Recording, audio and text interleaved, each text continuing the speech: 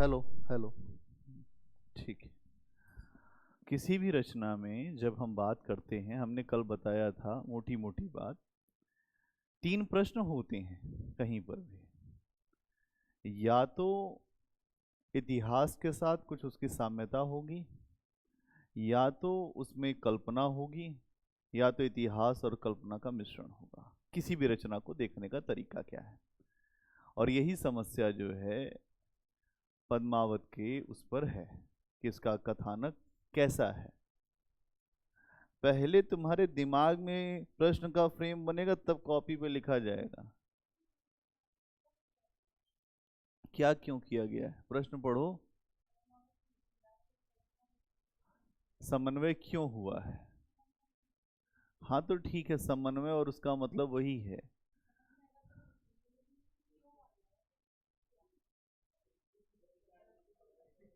ज्यादा अगर ऐसे देखो, हिंदी साहित्य है, यहाँ पे समझने के लिए आपको एक बार समझना पड़ेगा कि बहुत मौलिकता भी कुछ चीजें हैं। सुप्रीम कोर्ट जब कोई वर्डिक्ट देता है तो उस पर बहुत सारी व्याख्याएं होती नहीं होती। हाई कोर्ट वर्डिक्ट देता है, वो अभिलेख होते हैं। जब कोई फैसला दिया जाता है उसको नजीर बना के दिया जाता है कि ये नजीर है, इस पे ये फैसले आ चुके हैं। कोई प्रश्न जब भी हम लिखते हैं, हमने कल 2 प्रश्न बताए थे, और दोनों ही प्रश्नों में ये आपको देखना पड़ेगा कि जो प्रश्न है उसका रूप क्या रहा है। अभी पहले ये प्रश्न अभी लिखो, तुरंत 5 मिनट के अंदर। चलो लिखो, अभी मैं बताऊं।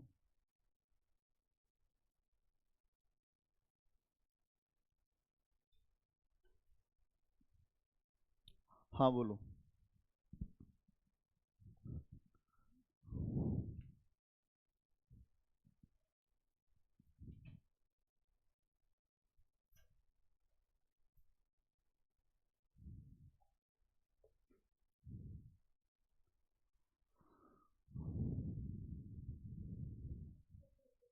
नहीं नहीं नहीं, घर से कुछ नहीं करके लाओगी, यही लिखोगे। क्लास में, हमारी क्लास में जो नहीं समझा फिर वो किसी की क्लास में नहीं समझ पाएगा। क्योंकि अपने को इतना अनुभव है कि हम जितनी बात बताते हैं वो बहुत सामान्य होती हैं, और सामान्य से भी उसको हल्का करने का प्रयास करते हैं, इसीलिए कहानियां खूब सुनाते हैं।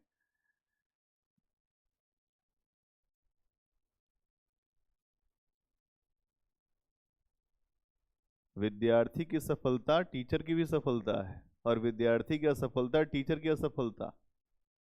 दोनों एक दूसरे से जुड़े हुए हैं। हम अपना समय आपको देते हैं, इतने कम बच्चों पर भी आपको पढ़ा रहे हैं, हमें कुछ भी नहीं मिल रहा है, लेकिन इसलिए पढ़ा रहे हैं कि आपका रिजल्ट आ जाए। आप इस बात को समझिए। ये बच्चे जानते हैं, जो लोग यहाँ पहले से पढ़ रहे थे, हमारे पास बहुत ही बढ़िया ऑफर है, और इतना बड़ा ऑफर है कि हम ये सब यहाँ संघर्ष करने की कोई ज़रूरत नहीं है। लेकिन फिर भी हमने ये सोच के चीज़ों को कि हमारे पढ़ाए हुए अपनी आइडेंटिटी पे हम काम कर रहे हैं। आप महत्व समझिए चीज़ों का। हर तरह से हम आपको सहयोग करने के लिए तैयार हैं, लेकिन आपको भी उतनी मेहनत करनी पड़ेगी। जितना बराबर ले रहे हैं उतना ही बराबर देना पड़ेगा। ये कहने मुक्ति नहीं मिलने वाली है कि समझ में नहीं आया। जब उतर गए हैं साहित्य के क्षेत्र में तो फिर झंडे गाड़िए। यहाँ पे आगे पीछे का कोई मतलब नहीं है। पद्मावत में इतिहास और कल्पना का समन्वय, यही तो कल बोला था, नहीं बोला था?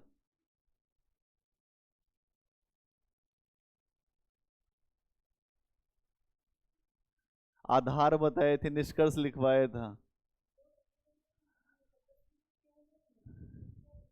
क्यों उलझी तुम?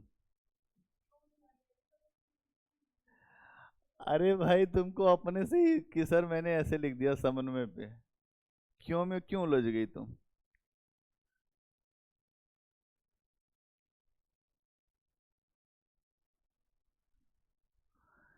चलिए, अच्छी बात है। प्रेम तत्व कल आपको समझ में आ गया था? कोई समस्या?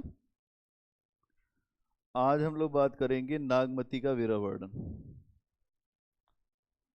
नागमती का विरह वर्णन। नागमती का विरह क्यों है? आप सब कहानी जानते हैं क्यों है। हीरो कौन है? रत्नसेन है। कौन है ये? चित्तौड़ का शासक है।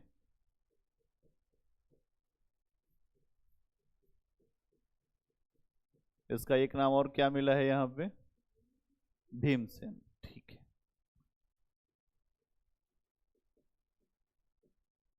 इसकी एक पत्नी कौन है? नागमती, जिसको अपने ऊपर बड़ा विश्वास है कि मुझसे अच्छा कोई नहीं। और दूसरी बनने वाली कौन है? पद्मावती, जो आगे बन जाएगी और उसी पे पूरी कहानी पिक्चर जो है आगे बढ़ेगी। पहले मामले में क्या है कि रत्नसेन जो है अपनी पत्नी को छोड़कर जाता है। आमतौर पे ये पति पत्नी के संबंध में बड़े, आप जानते ही हैं कि कोई कहीं जा रहा है तो एक पक्ष हमेशा दुखी होता है। उदाहरण बहुत सारे दिए जाते हैं, यहाँ भी वही उदाहरण है। अब लेकिन यहाँ पर एक जो उदाहरण देने वाले व्यक्ति हैं उनका नाम है मलिक मोहम्मद जायसी। और जायसी जो है प्रेम तत्व के कवि हैं और विरह के भी कवि हैं। ये विषय आमतौर पर एक महिला का विषय है कि उसको कैसा विरह हो रहा है, लेकिन जब महिला के विरह को पुरुष लिखेगा तो पुरुष भी मान लीजिए उसी ही हृदय का होना चाहिए। भाई अगर आपने देखा होगा कि कुछ लोग ऐसे होते हैं कि जो पुरुष की आवाज में भी जो गीत गाते हैं और वही लोग जो महिलाओं के भी आवाज में गीत गा देते हैं और अच्छा गा देते हैं, जो गला दबा के गाते हैं, लेकिन ऐसा लगता है कि कोई पुरुष नहीं गा रहा, महिला ही गा रही। अब यहां पर अगर आप समझें कि विरह क्यों है, क्योंकि रत्नसेन को अगर आप देखें तो वह भी विरह में है। किसके विरह में है? जब उसको ये पता चला कि पद्मावती नाम की कोई महिला है तो उसके बारे में ही सुन के मूर्छित हो गया। तो एक तरह का विरह ही है। और अगर आप देखें तो वो पद्मावती से मिलने के लिए इसी विरह के कारण जाता भी है। ठीक है, इसको क्या कहते हैं? इसको कहते हैं कि जब आपको किसी के प्रति राग हो जाए, राग वो भी जो बिना देखे, इसको कहते हैं पूर्व राग। यहां पे अगर आप देखें तो पूर्व राग का मतलब क्या होता है? अभी आप किसी से जो मिले नहीं हैं, वर्णन हुआ है और वर्णन होते ही राग हो गया। राग मतलब क्या होता है? लगाव। राग मतलब लगाव। लगाव हो गया। किससे हो गया? पद्मावती से। लेकिन फिर आप जानते हैं कि पद्मावती को प्राप्त करने के लिए, उससे मिलने के लिए बड़ी लंबी यात्रा करता है रत्नसेन। और इतनी लंबी यात्रा, इतनी कठिन यात्रा करने के बाद जैसे ही पद्मावती सामने आती फिर मूर्छित हो जाता है। बड़ी समस्या है। होश में आता है फिर वियोग हो जाता है उसको। तो अगर आप देखें वियोग ये उसका क्यों है? क्योंकि हर जीव, यहाँ पे एक आध्यात्मिक पक्ष ये है कि हर जीव जो है परमात्मा की तरफ जाना चाहता है, लेकिन सांसारिक आकर्षण इतना ज्यादा होता है, उस आकर्षण को व्यक्ति छोड़ नहीं पाता है। और जब नहीं छोड़ पाता है तो समस्या ये होती है कि अंत में वो पछताता है। अंत में उसको ये लगता है कि कोई चीज साथ जा नहीं रही है और ये जो दुनिया मैंने किया ये क्या ठीक था या नहीं ठीक था। इसीलिए समझदार व्यक्ति वैसे होते हैं जो ज्यादा लगाव नहीं रखते किसी से, उतना ही लगाव रखते हैं दुनिया से कि बस काम चल जाए। नासमझ लोग बहुत ज्यादा लगाव रखते हैं और रोते गाते ज्यादा हैं। तो यहाँ समझने की बात यही है कि रत्नसेन को भी अगर आप देखेंगे तो अभी उसके अंदर नासमझी है और वो बहुत लगाव में है। तो वियोग हो गया, जो दूसरी बार भी उसका दर्शन करता है लेकिन वो मिल नहीं पाता। अगर आप देखें तो यही बात पद्मावती में भी दिख रही है। एक जगह जैसे ही रत्नसेन वहां पहुंचता है सिंघलदीप, तो वहां पे पद्मावती का अनुभव होता है कि कोई मुझे मिलने आ रहा है और अदृश्य वो वियोग से भर जाती है। ऐसा कभी कभी हो जाता है, हमारा मन ही है, दिल तो बच्चा है जी। अब ये बात यहां पर आई, तो यहां पर अगर आप देखें कि पद्मावती भी रत्नसेन से नहीं मिली है, और नहीं मिलने से पहले भी उसको वियोग हो गया, लगाव हो गया, तो वहां पर भी पूर्व राग है। पूर्व राग का मतलब क्या है? किसी से मिले बिना। इस पे एक मूवी आई थी बहुत पहले, अब मुझे याद आ जाए उसका नाम, सिर्फ तुम। इसमें भी देखिए, आप लोगों ने देखी हुई, सब सभी लोग कलाकार लोग हैं, सब जानते हैं मूवी कहाँ पे होती है कैसे। सिर्फ तुम में भी यही है, नायिका को ये पता चल गया कि नायक ये है, उसके बारे में कल्पना हो गई, प्रेम हो गया, बात खत्म। ऐसे ही कुछ यहां पे, उसको क्या कहते हैं? पूर्व राग। ठीक, बहुत बढ़िया। तो यहां आप देखेंगे कि अलाउद्दीन खिलजी में भी क्या पूर्व राग है कि नहीं है? है, उसमें भी है। जब उसको पता चला कि भाई कि पद्मावती है, तो पद्मावती से मिलना चाहिए अपने को, पागल हो गया उसी दिन से। खली बली गाना छोड़ दिया उसी दिन से, उसने दूसरा गाना शुरू कर दिया, और उसने भी वियोग का अनुभव किया। तो ये भी पूर्व राग है। भाई मैं आपको आनंद के लिए थोड़ा बीच में बोलता हूँ, जिससे आपका विषय में एक रुचि बनी रहे, आपको ये लगे कि हाँ कि आप कोई चीज समझ पा रहे हैं। अब देखिए, ये तो हो गया जहां पर दो तरफा विरह है, जहां पे पूर्व राग है। अब नागमती का विरह कैसा है? ये तो आपने एक तरह के विरह देखे हैं, जहां पर विरह में जो है व्यक्ति, वहां मिलने की बात है। और नागमती का जब आप वर्णन देखते हैं विरह का, तो जायसी इस पर खुल के अपनी बात रखते हैं। कैसे? जब रत्नसेन सिंघल द्वीप जाता है तो 1 साल उसको जाने में लगता है 1 वर्ष का समय लगता है। और जब 1 वर्ष का समय लगता है तो फिर जो पत्नी जो है, चकवा चकवी की कहानी आपने सुना ही होगा, पत्नी बिछड़ गई, और जब वो बिछड़ गई तो उसको विरह होने लगा कि रहते थे तो ये था, तुम थे तो ये था, वो था वो था। दुनिया भर के उदाहरण नहीं था कि आदमी जब किसी के साथ रहता है तो उदाहरणों में दुनिया को देखता है, और जब नहीं रहता तो कहता है तुम थे तो ये था। तो नागमती में यही बात है। नागमती भावुक हो गई है, रो रही है, और उसका अधिक मन जो है रोने में ही लगता है। सामान्य तौर पर भारत की महिलाओं में ये बड़ी समस्या है। देखिए, मैं जब भी बताता हूं तो मैं इस बात को सोचता हूं कि महिला का हृदय जो है भावुक है पुरुष की तुलना में। पुरुष भी भावुक होते हैं, लेकिन उनकी तुलना में कम होते हैं। और जो भावुक होने का नाटक कर रहे हैं वो झूठ बोल रहे हैं, उतने भावुक होते नहीं है पुरुष। ये उनके जो शरीर का फंक्शन ही ऐसा नहीं है कि बहुत भावुक हो जाए। महिला पहले भावुक नहीं होगी किसी के प्रति, लेकिन अगर हो गई तो फिर समस्या है, फिर उसको आप हटाएंगे तब भी नहीं हटेगी। यहां यही दिखाई दे रहा है। नागमती के साथ समस्या क्या है? वो भावुक है बिल्कुल, अब एकदम रोने में उसका मन लगा हुआ है। अब इसी बात को लेकर हिंदी साहित्य में कहा जाता है कि ऐसा विरह का वर्णन कोई कर नहीं पाया है जैसा मलिक मोहम्मद जायसी ने किया है। मलिक मोहम्मद जायसी ने नागमती का विरह वर्णन किया है, उसको सर्वश्रेष्ठ माना जाता है।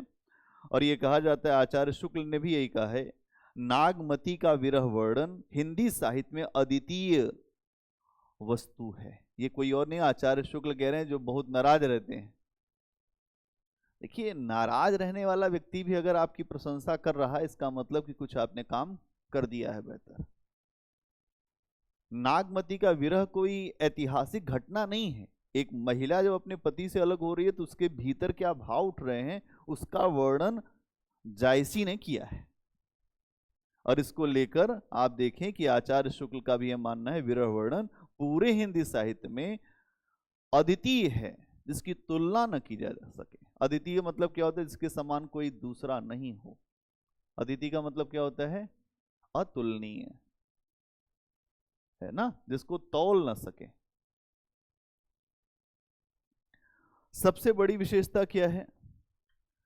जब नागमती का विरह जब दिखाया गया है तो वो किसी रानी का विरह नहीं दिखाया गया है वो रानी चित्तौड़ की। वो दिखाया गया है कि एक साधारण महिला जब अपने पति से अलग होती है तो उसके भीतर क्या विरह होता है, उस रूप में दिखाया गया है। आचार्य शुक्ल ये बात बोलते हैं कि भावुकता का बड़ा भारी परिचय जायसी ने इस बारे में दिया है। भावुकता का बड़ा भारी परिचय मतलब आम तौर पर किसी दूसरे व्यक्ति के हृदय में बैठकर उसकी भावनाओं को उमाड़ देना, ये साहित्यकार का काम होता है और ये करना आसान नहीं है। आपके भीतर क्या चल रहा है, या अगर मान लीजिए कि नागमती का विरह वर्णन इन्होंने जब दिखाया तो वो दिखाने के लिए खुद के भीतर भी भावुकता होनी चाहिए, नहीं तो वो थोपी हुई केवल दिखाई देगी। कवि हमेशा भावुक लोग अगर आप देखेंगे तो हमने देखा है आमतौर पे 2-4 कवियों से पाला पड़ा है मेरा, वो भावुक होते ही हैं स्वभाव से।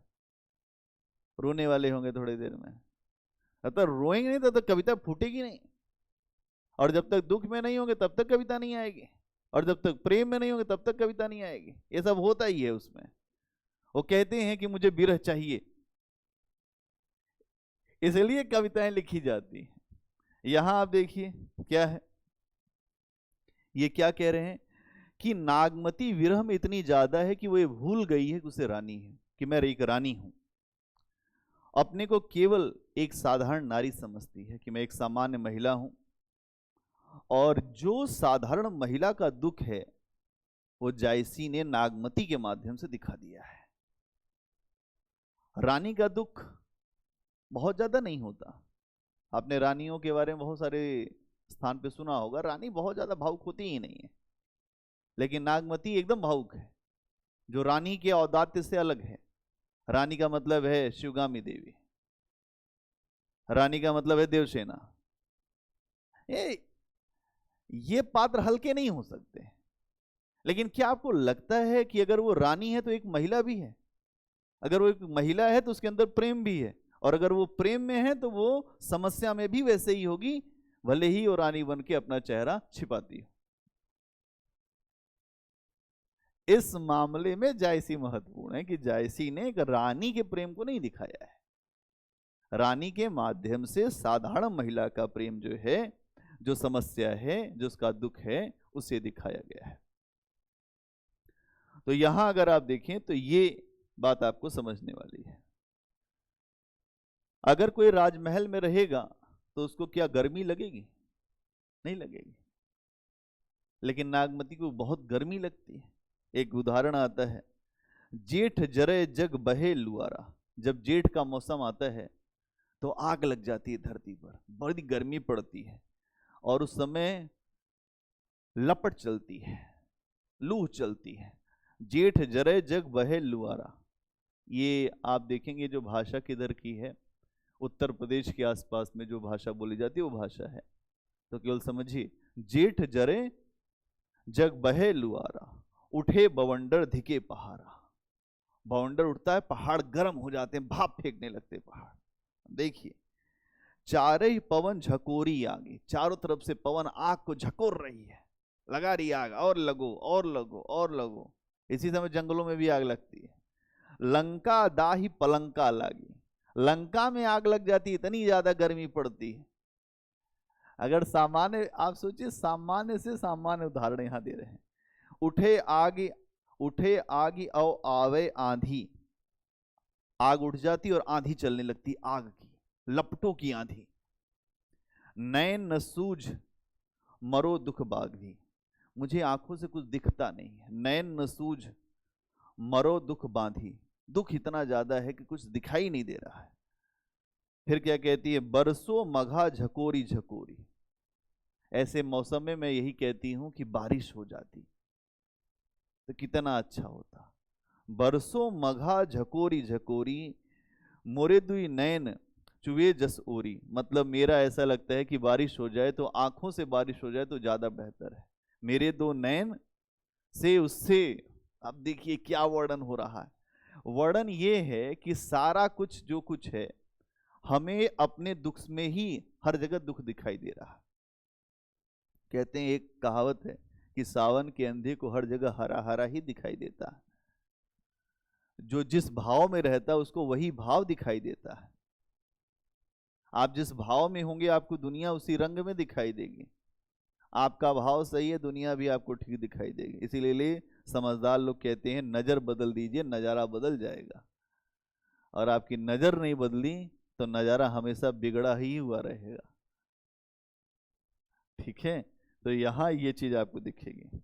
इसके बाद और क्या है,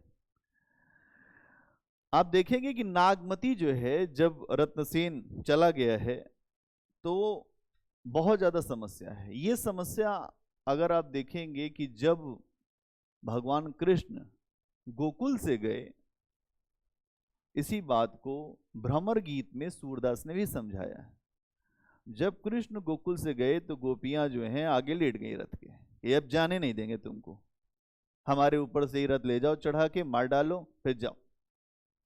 कृष्ण उतरे, कहे तुम लोग मेरा स्वरूप हो, क्या फालतू बात करती हो, मरोगी तुम।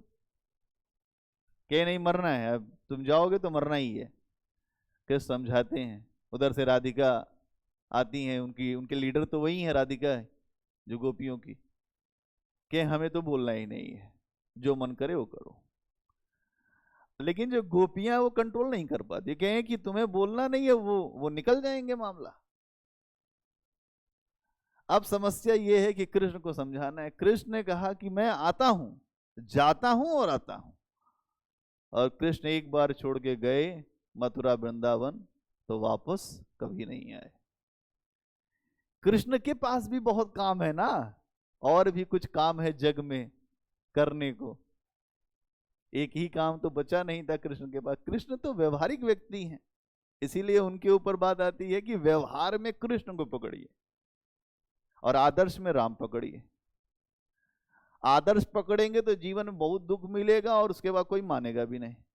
व्यवहार पकड़ेंगे, बाद में सब आपकी पूजा करेंगे। इसलिए व्यवहारिक व्यक्ति ज्यादा ठीक चल रहे हैं। भारत की विदेश नीति भी व्यवहारिक चल रही है। पहले आप गरीबी में चलते थे, आप बात करते थे फिलिस्तीन की, आप बात करते थे अफ्रीकी देशों की, कीनिया की, रवांडा की, बुरुंडी की। यही आपके दोस्त होते थे, सब काले गोरे सब मिलके अफ्रीकी देशों में हम सब कुछ जो सामान कर देंगे। अब आपके दोस्त बदल गए, अब बड़े लोगों के साथ आप बैठते हैं। जापान, फ्रांस, यूएस, रूस। तो ये स्टेटस सिंबल है। इससे भी समझिए ये क्या है, व्यवहारिक है। भारत के लिए फायदा किसमें? हम उनके साथ हैं आज भी बने हुए, लेकिन हम उन्हीं का हाथ पकड़ के लोगों का हाथ छोड़ नहीं सकते। कृष्ण का पूरा जीवन ही व्यवहारिक है, इसीलिए भारत की विदेश नीति अभी प्रैग्मेटिक है, यथार्थवादी। तो यहां समझिए कि मामला क्या है कि जब कृष्ण चले गए तो गोपियां जब मधुबन को देखती है, मधुबन मतलब जहां वो इलाका, तो कहती हैं मधुबन तुम कत रहत हरे, तुम क्यों हरे रहते हो? कृष्ण चले गए, क्यों नहीं तुम जल जाते? देखते ही तुमको गुस्सा आ रही है मुझको। इसका मतलब क्या है, अपने विरह को व्यक्ति सामने भी प्रकाशित करता है, सामने भी देखता है। गोपियां बहुत नाराज हैं मधुबन पे, हरे भरे बने हुए हो, कृष्ण चले गए, तुम्हारे को तो कोई फर्क पड़ता नहीं, बांसुरी बजाते कितना अच्छा लगता था, तुम्हारे पेड़ के नीचे बैठते थे। तो गोपियों ने बात किया है, कुछ ऐसी ही बात जो है जायसी के यहां नागमती भी कर रही है। क्या कह रही है? अच्छा, एक चीज और आप देखेंगे कि ये वियोग जो है सीता में भी दिखता है। जब सीता का हरण हो गया तो सीता रावण के पास थी, रावण के पास थी, तो आए दिन जो है उनको रावण जो है हड़काता था कि कभी चंद्रहास तलवार लेकर के आज गर्दन काट दूंगा सीता तुम्हारी, एक बार मेरे तरफ देख लो। सीता ने कहा कि एक बार देख लेंगे तुम्हारा काम खत्म हो जाएगा बेटा, लेकिन देखेंगे नहीं अभी तुम्हें। आपको लगता है सीता टाइप की जो महिला होगी वो जो है जो हनुमान जी को अष्ट सिद्धि दे सकती हैं, वो रावण को मार नहीं सकती थी? आप ऐसे ही समझ लीजिए, बहुत जगह वर्णन आता है कि हनुमान जी को अष्ट सिद्धि दिया जानकी जी ने, और वो भी वहीं दिया, लंका में। 8 सिद्धियां जो हनुमान जी के पास हैं, जिसके आधार पर हनुमान जी सबका कल्याण करते हैं, वो सिद्धि जानकी जी ने दिया। और वो जानकी, उनको रावण कह रहा है, अपनी मौत को दुनिया बुलाती है, रावण भी बुला रहा था, एक तरफ तुम मेरे तरफ देखो। तब उन्होंने कहा ऐसा है कि अब देखने का समय तो नहीं गया, तुम्हारे पास इतनी साहस थी तो मेरे पति थे तो आके ले गए होते, तुमको ही पता चल जाता कि तुम किस चिड़िया का हो, कहां से आए हो। पति जंगल में है, तुमने मेरा हरण कर लिया और देवर को छल से भगा दिया। देवर से भी तुम नहीं लड़ सकते, तुम्हारी ऐसी औकात है। सीता के हरण के बाद राम को अगर आप देखें तो राम बहुत दुखी है। तुलसीदास कहते हैं, हे खगमृग हे मधुकर श्रेणी, तुम देखी सीता मृग नैनी। जंगल से पूछते हैं, पेड़ पौधों से पूछते हैं कि क्या तुम लोगों ने देखा। लक्ष्मण को बहुत डांटते, कहे तुमने मेरी आज्ञा का उल्लंघन किया लक्ष्मण, मैं तुमसे बहुत ज्यादा दुखी हूं। जब मैंने तुमको बोला था कि तुम यहीं खड़े रहना तो तुम क्यों आए। कहे भैया मैं लक्ष्मण रेखा खींच के आया था। है, रेखा खींचने से कोई बात नहीं बनेगी, आज्ञा का उल्लंघन अपराध है। इसीलिए लक्ष्मण को शक्ति भी लगी थी। लक्ष्मण बार बार अपने हिसाब से चलना चाहते और राम रामत्व में थे। राम चाहते 1 मिनट में हो जाता काम खत्म रावण का, लेकिन उसके साथ बहुत सारी चीजें और भी जुड़ी हुई थी रावण के साथ, कि रावण का अभिमान भी समाप्त करना था, उसका राज्य भी समाप्त करना था। और राम किसी का राज्य लेने वाले व्यक्ति नहीं है, उसके भाई को ही राज्य दिया, विभीषण को। सामान्य राजा और असामान्य राजा में अंतर यही है। बात समझ में आ रही है। तो यहां ये चीज आपको दिखाई देती है। इसके अलावा अब नागमती एक जगह कहती है कि एक जो भौरा उसको दिखाई देता है, भौरा कौवा वो सब दिखाई दे रहे हैं, तो कहती है पीयूषो कहो संदेशणा, मेरे प्रियतम से संदेशणा कहो, हे भौरा हे काग, हे भौरे हे काग, मेरे पीयू से जाके संदेशा कहो, सो धनी विरहे जरी मुए, तही धुआं हम ही लाग। कह देना कि जो मैं काला हूं, ये धुआं नागमती का धुआं है, वो विरह से उठ रहा है, उसी का धुआं लगा है, और मेरे पीयू से, मेरे जो जो प्रियतम से ये बात जाके बता देना, ते ही धुआं हम ही लाग। नागमती का धुआं लगा है, इतना विरह में उजल रही है कि धुआं उठ रहा है वहां से। ये देखिए अतिशयोक्ति है, ऐसा धुआं तो कभी उठा नहीं आते धरती पर, लेकिन ठीक है, कवि की कल्पना है, समझिए, आनंद लीजिए आप। आग लग गई है, पीयू से कहो संदेशणा, केवल इतना ही आपको याद रखना है, पीयू से कहो संदेशणा, हे भौरा हे काग, हे कौआ हे भौरा, जाके कहो, सो धनी विरहे जरी मुए, तेही धुआं हम ही लाग, उसी के जो विरह का धुआं हमें लगा है। नागमती से एक, अब जब नागमती ऐसी स्थिति में है तो एक पक्षी भी उड़ के आता है उसके पास, कहता है नागमती नागमती। यहां आप देखेंगे जयसी के यहां पक्षी भी खूब बात करते हैं, आमतौर पे पक्षी का भी बात नहीं करता है, तोता इतना ही बोलता है राम राम शिव शिव कृष्ण, इससे ऊपर कुछ नहीं बोल पाता तोता। हाँ तो खाना, अरे एक ही 2 लाइन बोल पाएगा, और कितना बोले पूरी बात।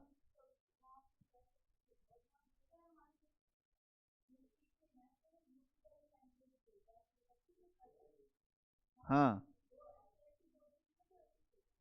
अच्छा ठीक है, चलो ठीक है, तोता बोलता है इसका मतलब मान गए आप लोग, कल्पना कम है, जायसी ने कल्पना कम किया, ठीक। चलिए, नागमती से एक जो पक्षी कहता है, क्या कहता है, फिर रो को नहीं डोला, तुम कितना रो रही हो और कोई डोल नहीं रहा है। आधी रात विहंगम बोला, आधी रात को वो पक्षी बोला कि रानी तुम बहुत दुखी हो, परेशान मत हो, मैं देख रहा हूं तुम्हारा विरह बहुत बढ़ता जा रहा है। तो पक्षी तक को भी विरह दिखाई दे रहा है, इतना विरह है इनका। ये एक तरह की बात आप ऐसे समझिए कि जो पक्षी हैं उसके विरह का केवल ये नहीं है कि उसका विरह सामान्य है, उसके विरह को पूरे लोग देख पा रहे हैं, पेड़ पौधे पक्षी, सबको समझ में आ रहा है कि वो विरह में है। ठीक है, अगर आप देखें तो नागमती का विरह एक तो ये है कि उसका पति जो नहीं है, और दूसरा विरह यह है कि पति मेरा दूसरी स्त्री की खोज में गया है। दो तरीके के विरह हैं, एक तो ये है कि पति नहीं है और दूसरा ये है कि दूसरी स्त्री की खोज, और ये दोनों ही तनाव उसको दे रहे हैं, दोनों ही तरफ से उसको तनाव है। और वो कहती है कि जीवन मेरा जो है सार्थक नहीं है। अगर वहां से वो विवाह करके भी आएगा तब भी एक समस्या, एक नई समस्या। तो नागमती कहती है, पुष्य नखत सिर ऊपर आवा, हौ बिन नाह मंदिर को छावा। पुष्य नखत आ गया है, हे स्वामी तुम कहाँ चले गए, और अभी मंदिर में पूजा हम दोनों लोग करते थे, अब बताओ तुम्हारे बिना पूजा हम कैसे करेंगे, ऐसी समस्या तुमने क्यों पैदा किया, क्या जरूरत थी पद्मावती को ढूंढने की। रत्नसेन जो हैं उनको कोई मतलब नहीं है, वो सावन के अंधे हैं, उनको कुछ दिखाई नहीं दे रहा, वो सीधे एक ही रास्ता पकड़े हैं। अब तक वहां से आएंगे नहीं तब तक कुछ उनको समझ में नहीं आएगा। अब इनके सामने दो समस्या है, उनके सामने केवल एक समस्या, उनको और किसी की याद नहीं आ रही, नागमती उगमती की। वो सीधे जा रहे हैं लक्ष्य की तरफ, वहीं पहुंचेंगे, एयरपोर्ट से उतरेंगे और वहां पहुंच जाएंगे। ठीक, आगे देखिए।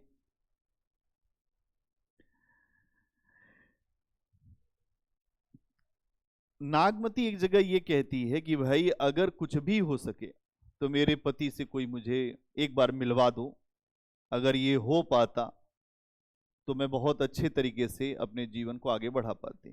फिर एक पक्षी से कहती है, पद्मावती सो कहियो विहंगम। हे पक्षी, तुम पद्मावती से जाके कहो। क्या कहो? कंत लोभाए कर रही संगम। मेरे पति को तुमने जो है वो लुभा लिया है और तुम संगम कर रही हो, और मेरी स्थिति तुमने देखा है। तेहिचन सुख तेहिचन तेहिचन सुख मिले शरीरा, मोह कहीं दुध मोह कहीं दुख बहुत किया। इसका मतलब क्या है कि तुमको तो बहुत आराम चल रहा है और हमको नहीं सोच रही एक बार भी। एक पक्षी फिर पकड़ा नागमती ने, उसको यही कहा कि जाके पद्मावती से बताओ तुम। अब अपनी बात वो तो सुनेगा नहीं, उसको बताओ कि मैं बहुत दुखी हूं और तुम मेरे पति को तुमने जो है वो लुभा लिया है, और इसके लिए समस्या मुझे ज्यादा हो गई है। फिर क्या कहती है एक जगह कि अब मेरा जीवन तो जीवन है ही नहीं, पति आएगा कि नहीं आएगा कुछ भी पता नहीं चल रहा है। तो क्या कहती है, यह तन जारो छार के, कहो कि पवन उड़ाए, मकुते ही मार्ग उड़े परे, कंत धरे जहां पाऊं।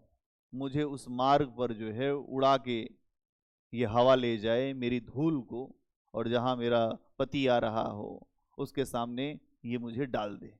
अब सोचिए कि एक पति छोड़ के गया है, आज के समय अगर ऐसा कोई करे तो जो पिटाई हो जाए पति की।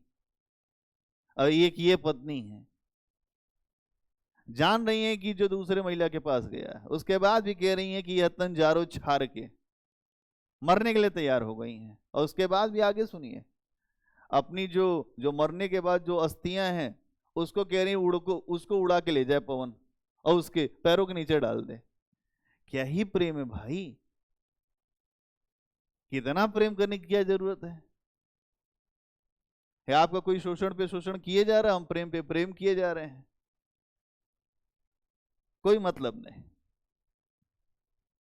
ठीक है, अगर आप देखेंगे तो ये सारी चीजें जो है कभी कभी क्या है, ऊहात्मकता, एक शब्द आता है ऊहात्मकता, आदमी उब जाता है, इतना किसी को दुख कैसे हो सकता है। मलिक मोहम्मद जायसी के यहाँ एक शब्द आता है ऊहात्मकता। क्या आता है? ऊहात्मकता। ऊहात्मकता क्या है? ऊब क्या होता है? अरे कोई कितना ही प्रेम में दुखी होगा भाई, व्यवहारिक स्तर पे इतना प्रेम में कोई दुखी हो ही नहीं सकता। आप देखिए मुंशी प्रेमचंद कहते हैं कि मान लीजिए कि किसी पुरुष की पत्नी मरी, 1 सप्ताह तो पुरुष बड़ा नाटक करता है, बहुत दुख हुआ, बहुत दुख हुआ, बहुत दुख हुआ। 8वें दिन से छोटे बच्चे की व्यवस्था नहीं चल पा रही है।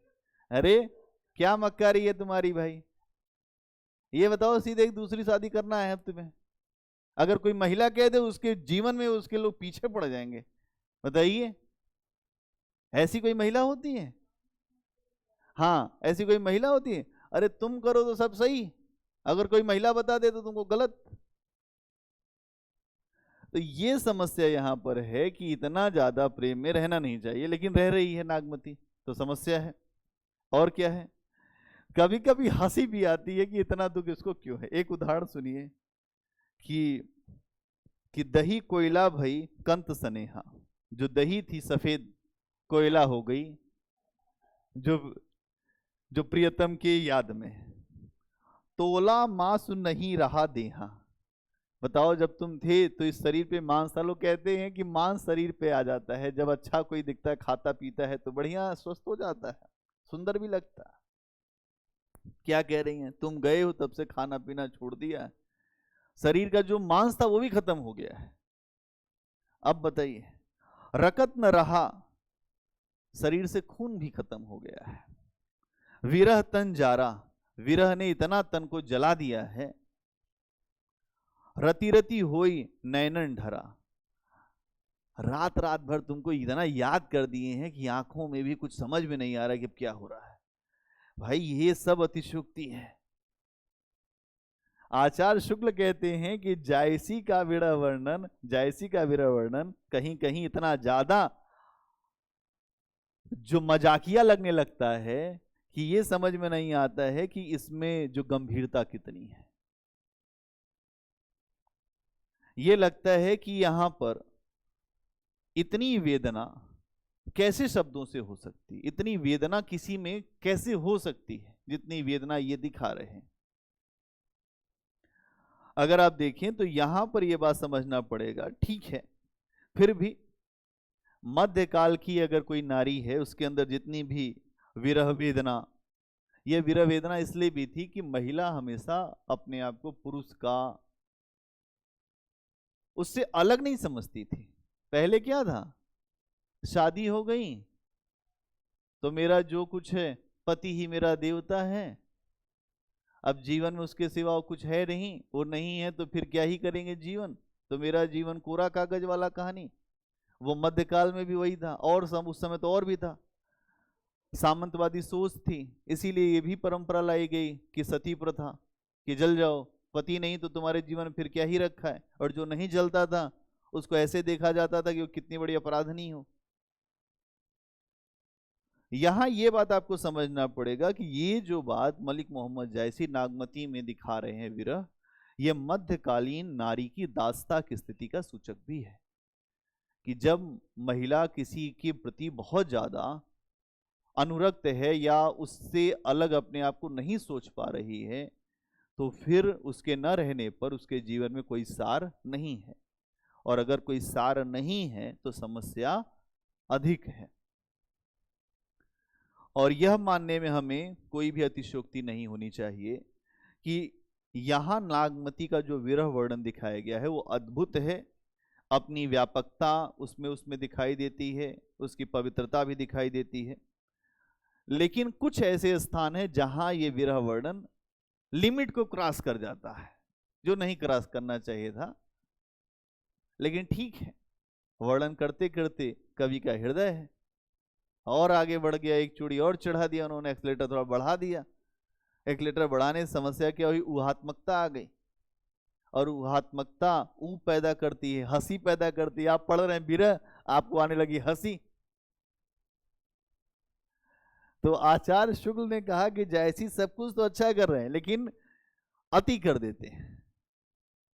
लेकिन उसके बाद भी जब आप इसका निष्कर्ष लिखेंगे तो यही लिखेंगे कि नहीं अच्छा है, हिंदी साहित्य में इससे अच्छा नहीं किसी का दिखता है, और अगर हम देखें तो अद्वितीय स्थान है।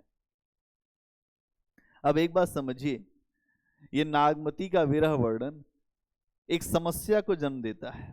क्या समस्या है भाई, मध्यकालीन नारी, इसका मतलब दास थी क्या? मतलब ये है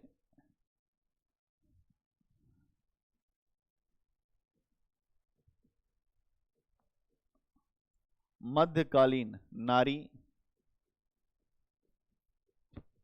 दासता की अवस्था में थी।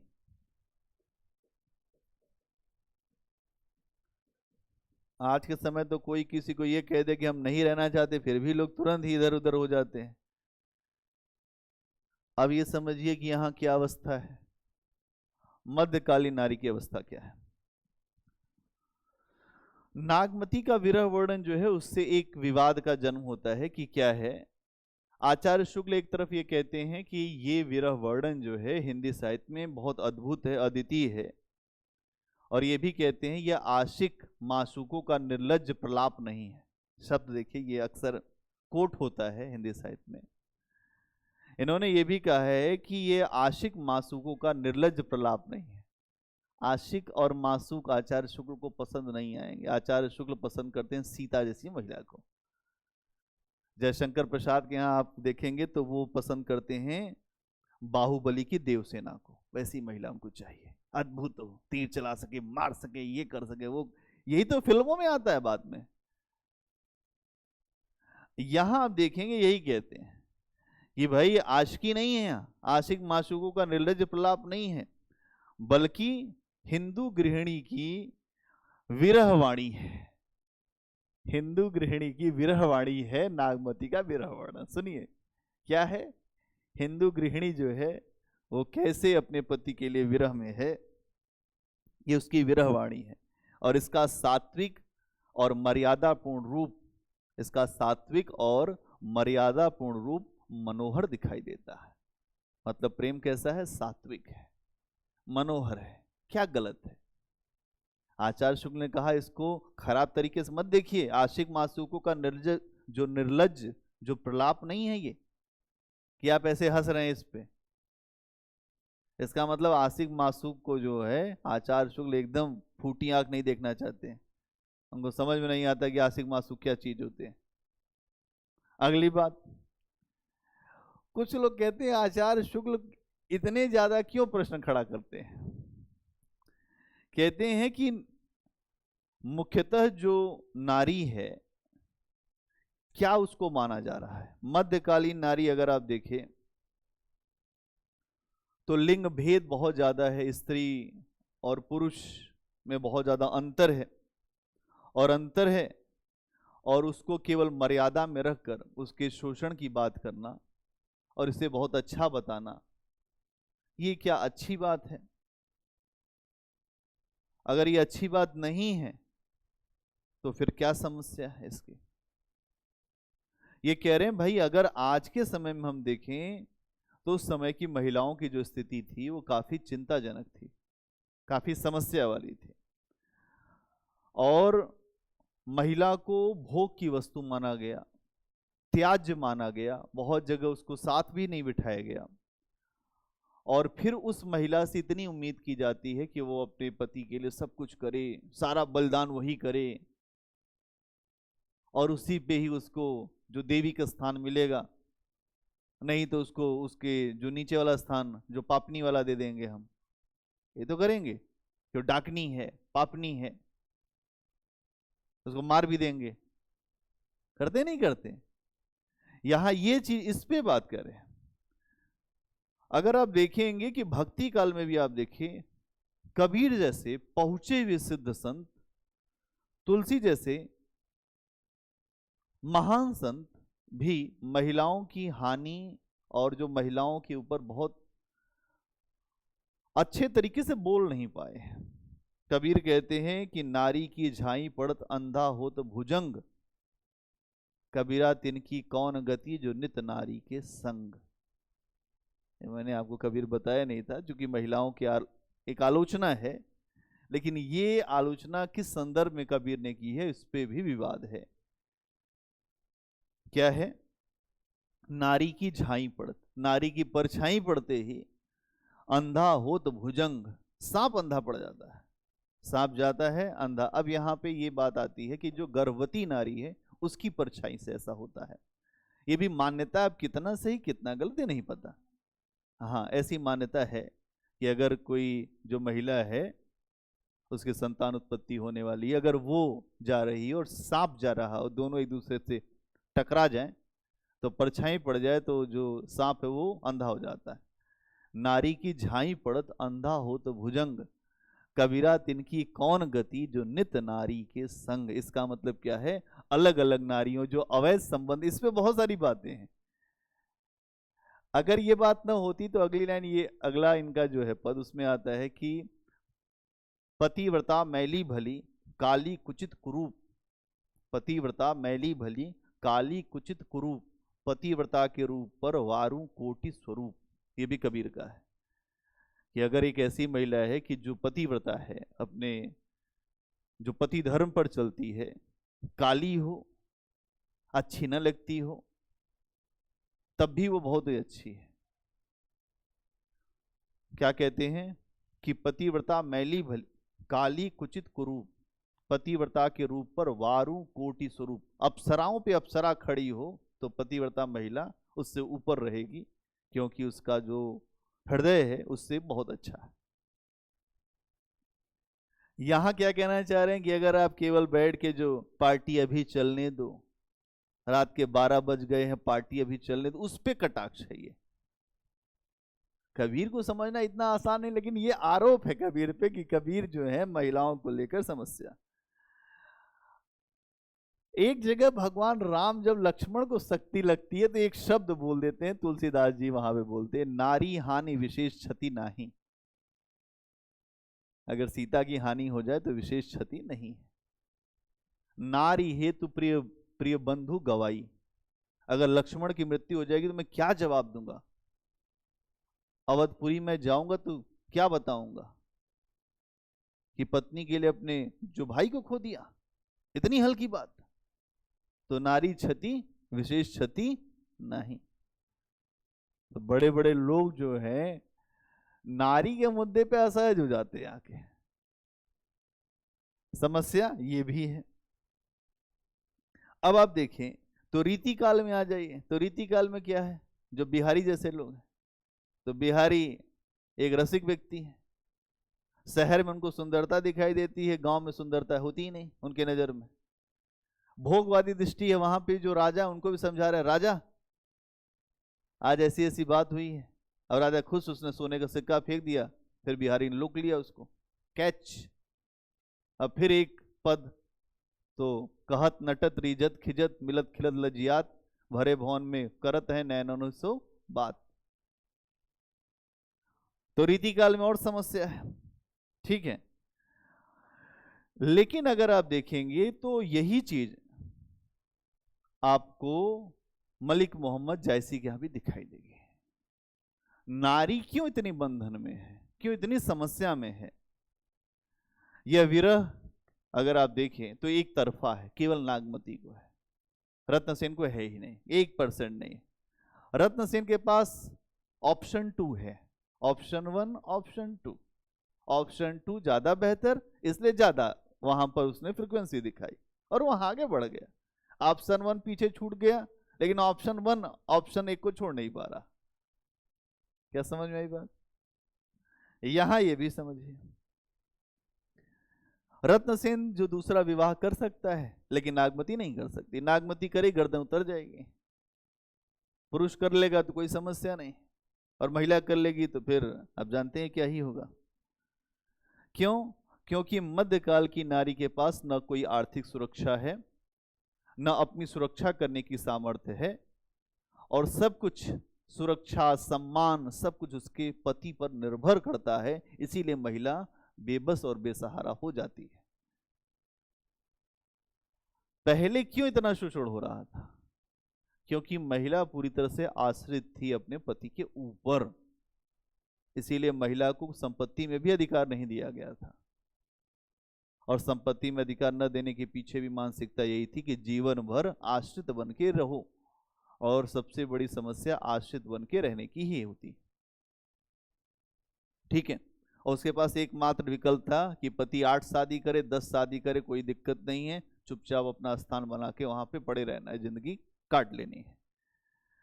इसके अलावा नागमती एक रानी है, उसके बाद भी अपने जो पति से वंचित है, और आर्थिक स्थितियां अगर आपकी अच्छी है तब भी अगर आप ये सोचें कि आपका शोषण खत्म हो जाएगा तो ये नहीं हो सकता। रानी के पास कोई भी पैसे की कमी नहीं है। लोग कहते हैं पैसा मिल जाए सारा शोषण खत्म हो जाता है। एक मूवी हमने देखी थी, उस मूवी में था एक महिला ने अपने पति को बेच दिया, उसके बाद उसको जो है बहुत पैसे की लालसा थी, वो श्रीदेवी की मूवी थी, हाँ जो भी हो, उसमें यही हुआ, अपने पति को बेच दिया, बाद में जो पति पति करने लग गई। इसका मतलब क्या है, आर्थिक संपन्नता आपके सारे दुख को दूर नहीं कर सकती, एक बात यह भी है।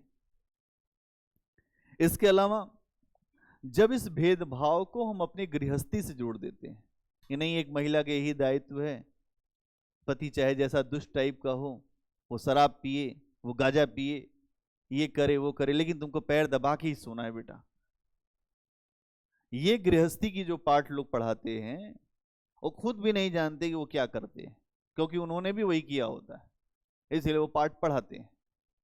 और ये पाठ पढ़ाने वाली कोई और नहीं, महिलाएं ही होती। इतना भी नहीं जानती तुम कैसे रहना चाहिए? अरे ये नहीं अपने जो बेटे को समझाओ कि थोड़ा भाई तुम ही अपनी आदत बदलो, वो भी किसी की लड़की ही होगी, नहीं।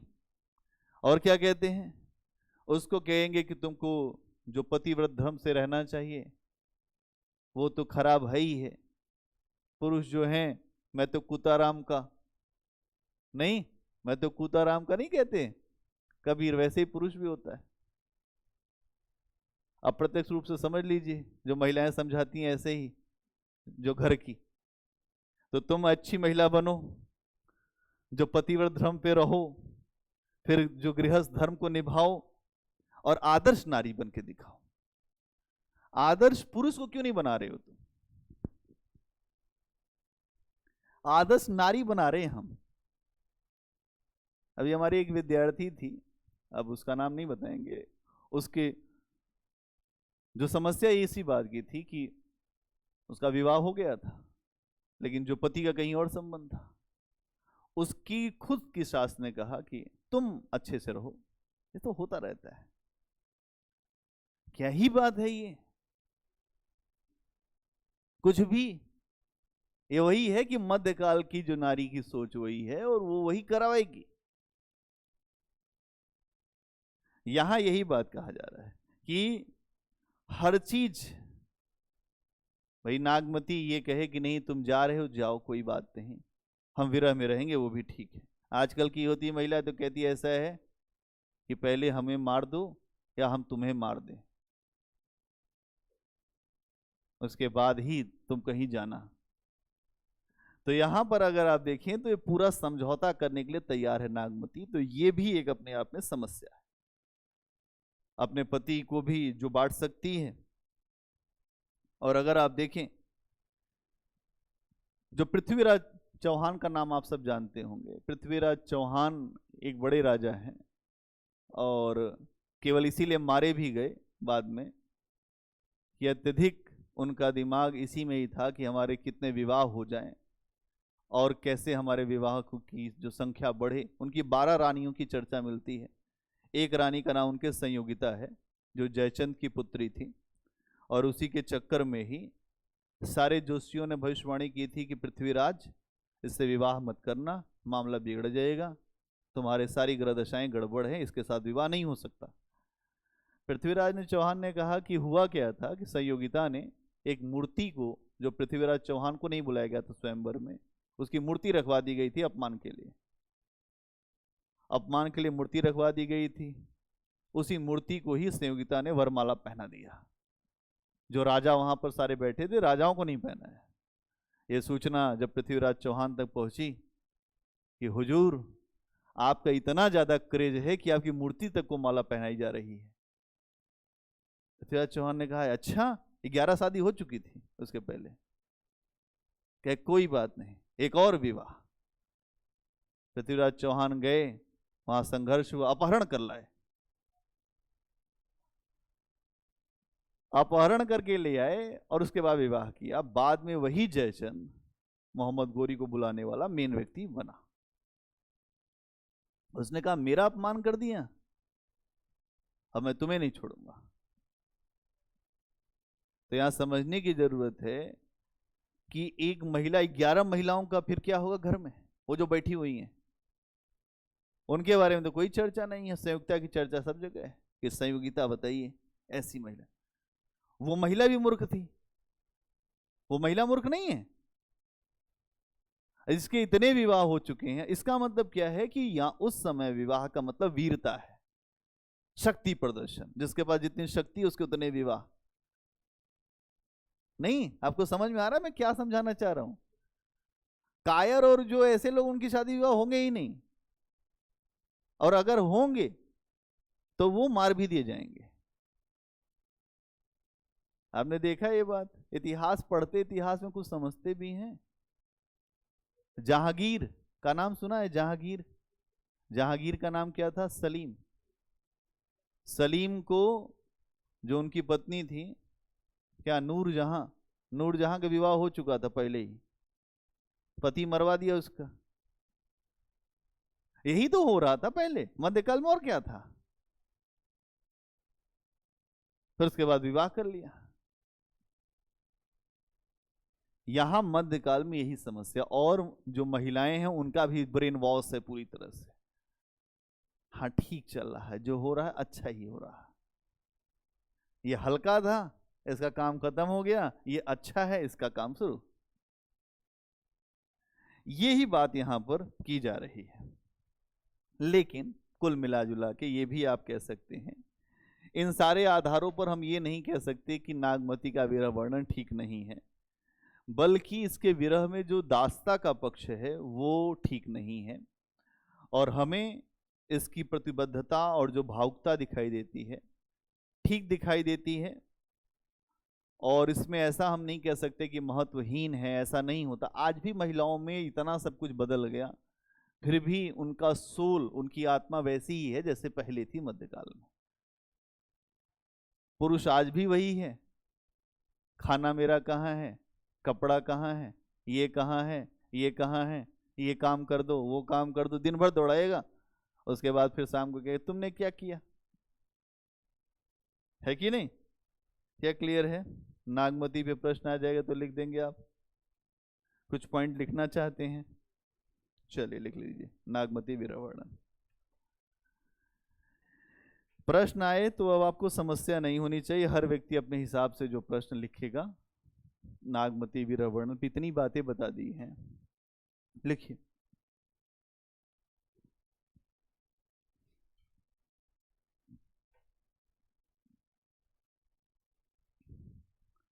जायसी ने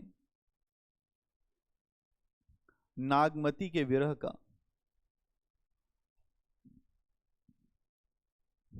जायसी ने नागमती के विरह वर्णन का जायसी ने नागमती के विरह वर्णन का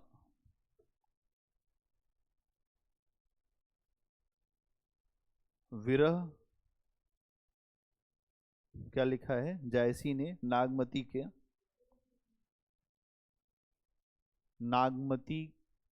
के विरह का वर्णन किया है। नागमती के विरह का वर्णन किया है।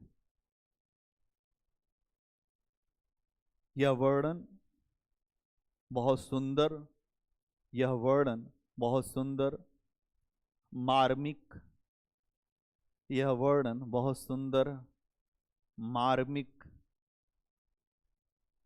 एवं रमणीय है। बहुत सुंदर, मार्मिक एवं रमणीय है।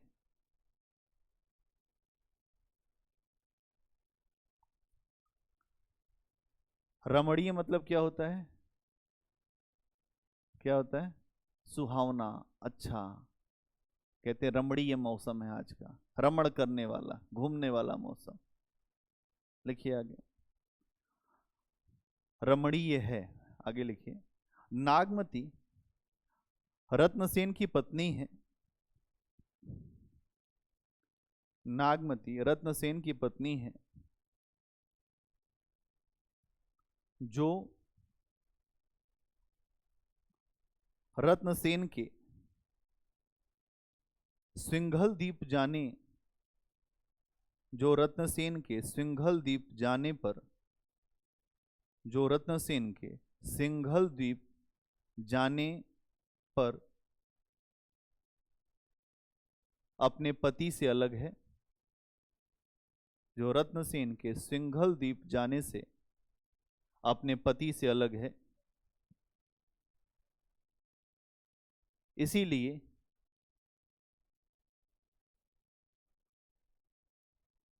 विरह में है, इसीलिए विरह में है।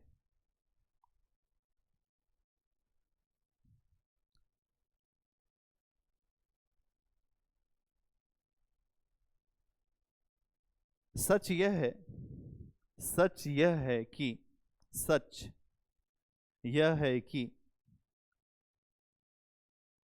जायसी का भावुक मन सच यह है कि जायसी का भावुक मन सच यह है कि जायसी का भावुक मन नागमती के वियोग में अधिक रमा है। सच यह है कि जायसी का भावुक मन नागमती के विरह में अधिक रमा है।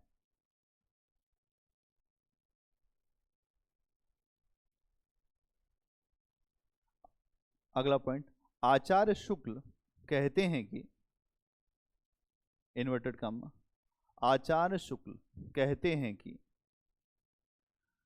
नागमती का विरह वर्णन नागमती का विरह वर्णन हिंदी साहित्य में नागमती का विरह वर्णन हिंदी साहित्य में एक अद्वितीय वस्तु है।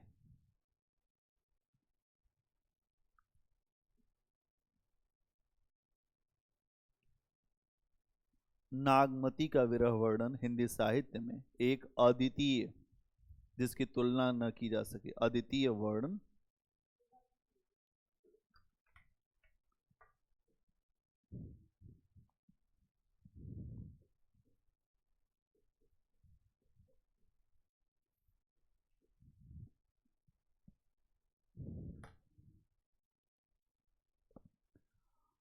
अद्वितीय वस्तु है। क्या है?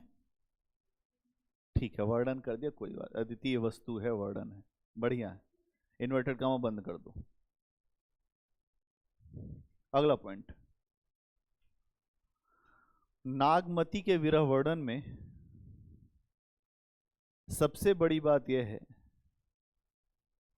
नागमती के विरह वर्णन में सबसे बड़ी बात यह है, सबसे बड़ी बात यह है, नागमती को रानी के रूप में नहीं दिखाया गया है, नागमती को रानी के रूप में नहीं दिखाया गया है, बल्कि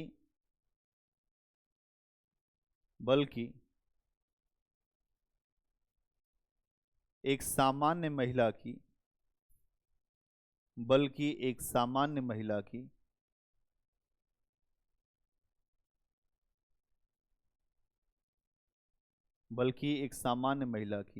विरह को दिखाया गया है,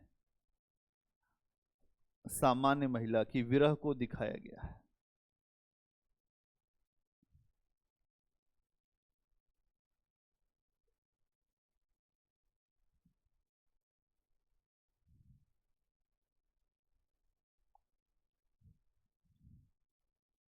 फिर एक आचार्य शुक्ल का स्टेटमेंट लिखिए। अगला पॉइंट, आचार्य शुक्ल का एक स्टेटमेंट लिखिए। आचार्य रामचंद्र शुक्ल कहते हैं कि इन्वर्टेड कॉमा अब लगाइए, अपनी भावुकता का बड़ा भारी परिचय, अपनी भावुकता का बड़ा भारी परिचय जायसी ने इस बात में दिया है, जायसी ने इस बात में दिया है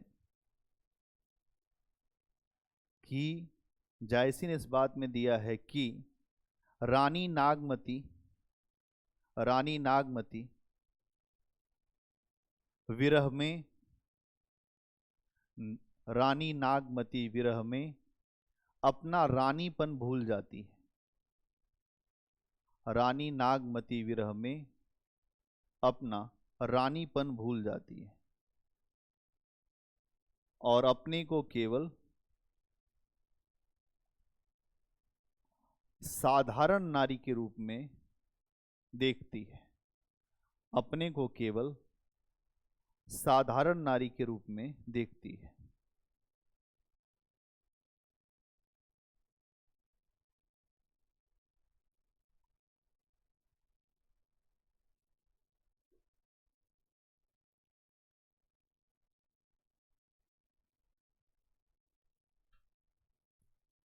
ठीक है,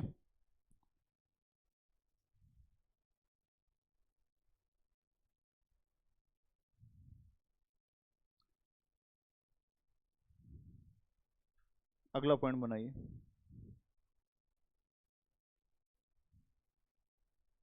नागमती के विरह में, नागमती के विरह में जो सामान्य जन से जुड़ने की क्षमता है, नागमती के विरह में जो सामान्य जन से जुड़ने की क्षमता है, जुड़ने की क्षमता है, वह नागमती को, वह नागमती को एक रानी के रूप में नहीं, वह नागमती को एक रानी के रूप में नहीं, बल्कि बल्कि वह रानी, वह नागमती को एक रानी के रूप में नहीं बल्कि एक सामान्य नारी के रूप में, बल्कि एक सामान्य नारी के रूप में उसने उसने एक सामान्य नारी के रूप में सभी दुखों को भोगा है।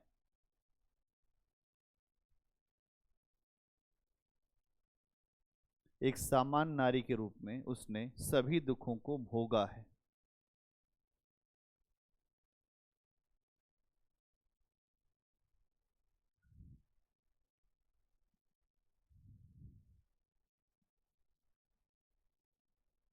अगला पॉइंट, यहां आश्चर्य की बात है, यहां आश्चर्य की बात है, यहां आश्चर्य की बात है, नागमती ऐसी बातों से परेशान है, यहां आश्चर्य की बात है कि नागमती ऐसी बातों से परेशान है जो, यहां आश्चर्य की बात है कि नागमती ऐसी बातों से परेशान है जो महलों में रहने वाले लोगों को, जो महलों में रहने वाले लोगों को परेशान नहीं करती,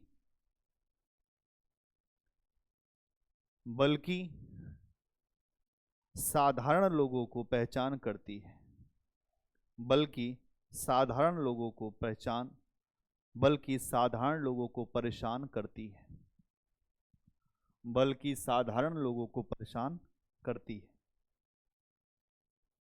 जेठ जरे, उदाहरण लिख दीजिए, जेठ जरे जग बहे लुआरा, जेठ जरे जग बहे लुआरा, फिर डैश डैश डैश बरसे मघा झकोरी झकोरी,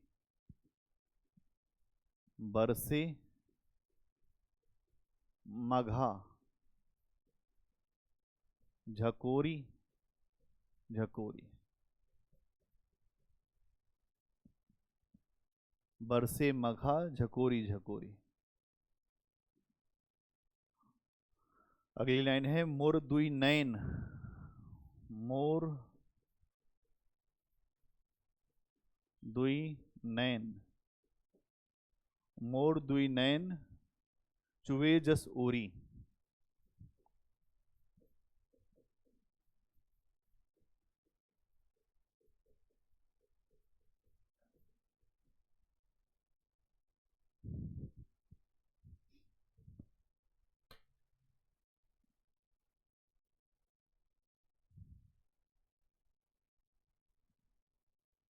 हो गया। अगला पॉइंट, नागमती के विरह वर्णन में दूसरी बड़ी विशेषता, नागमती के विरह वर्णन में दूसरी बड़ी विशेषता आत्मविस्तार है। आत्मविस्तार,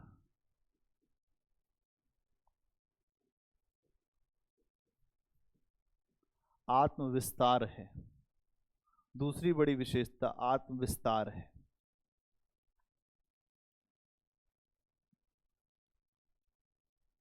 इसका मतलब क्या होता है?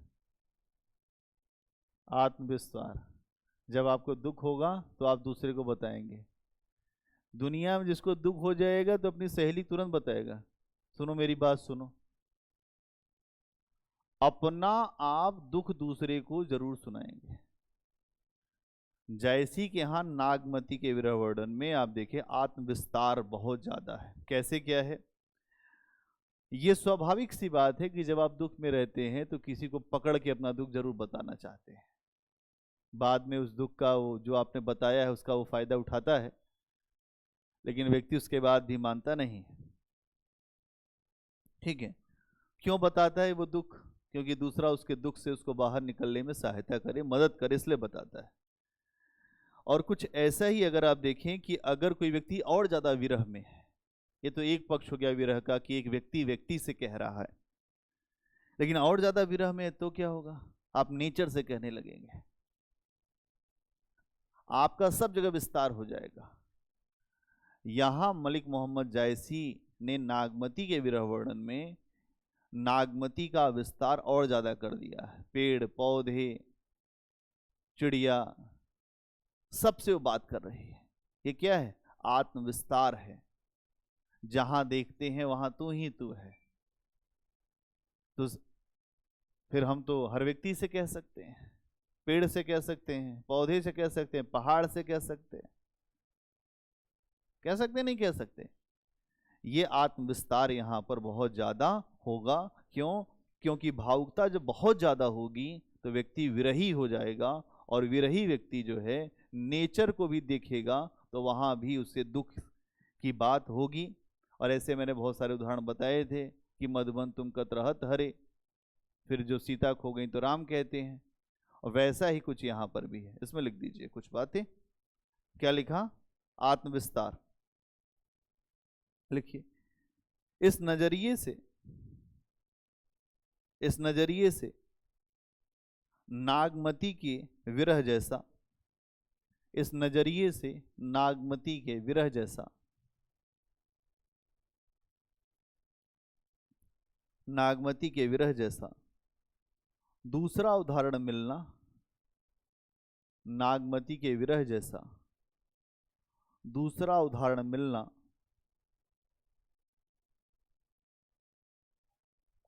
दूसरा उदाहरण मिलना संभव नहीं दिखाई देता, संभव नहीं दिखाई देता। उदाहरण के लिए नागमती पक्षियों से भी अपनी विरह वेदना कहती है। नागमती पक्षियों से भी अपनी विरह वेदना कहती है। पीयूषो कहो संदेशणा, पीयू, पीयू से कहू, पीयू से कहू ह के ऊपर ऐसे करना। चलो, कहो संदेशणा। प्यू से कहो संदेशणा। हे भौरा हे काग। हे भौरा हे काग। प्यू से कहो संदेशणा, हे भौरा हे काग। सो धनी विरहे जरी मुए। सो धनी लिख लीजिए, सो धनी।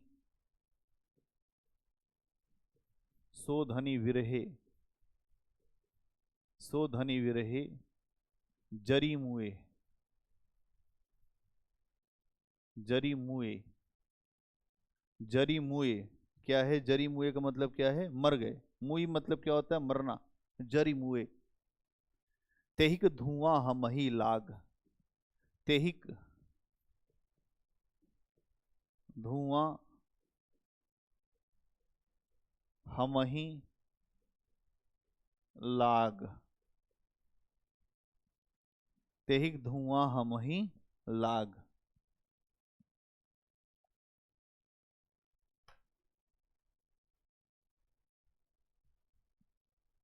तेहिक धुआं हमही लाग, इसका मतलब क्या है? पीयू से कहो संदेशणा, हे भौरा हे काग। सो धनी विरहे जरी मुए। तुम्हारी धनी मतलब तुम्हारी पत्नी।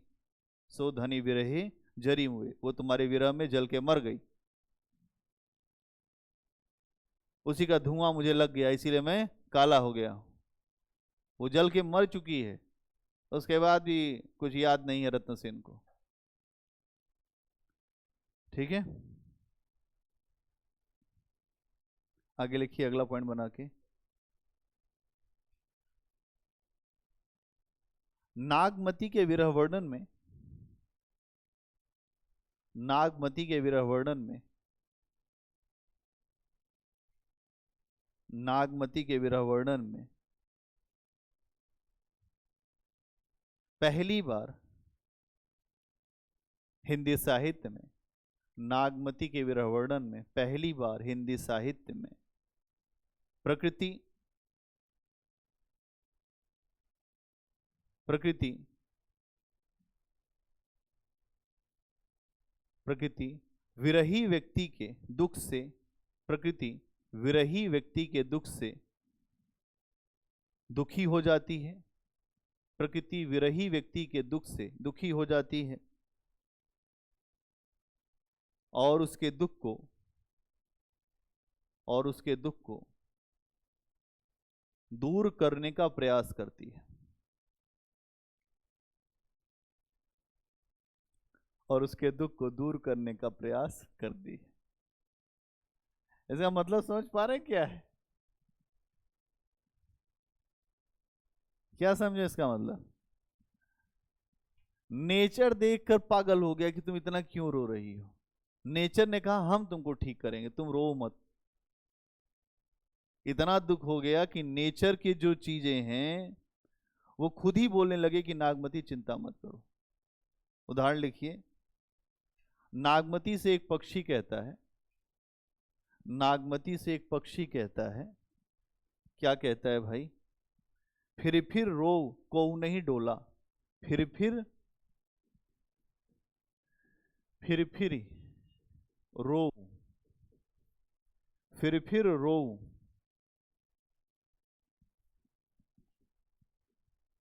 फिर रो को नहीं डोला। को नहीं डोला।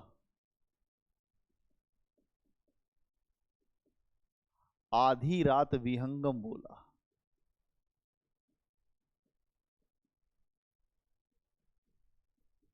आधी रात को एक आया पक्षी, उसने कहा तुम क्यों रो रही हो? इतना रो रही हो, इतना रो रही हो, मुझसे देखा नहीं गया। मैं पेड़ पे बैठा था, मेरा दिमाग खराब हो गया। आधी रात विहंगम बोला, आया विहंगम बोलने लगा।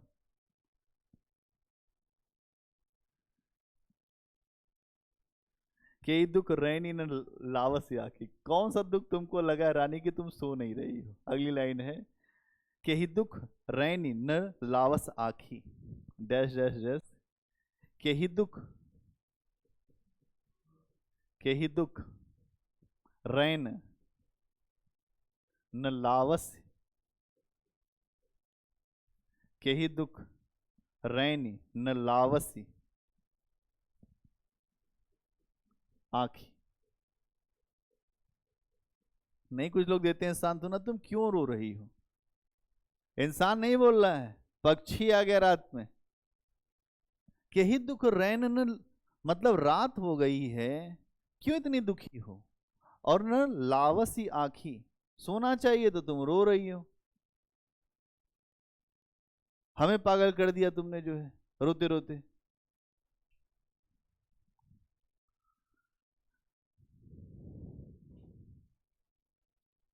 अगला पॉइंट बनाइए।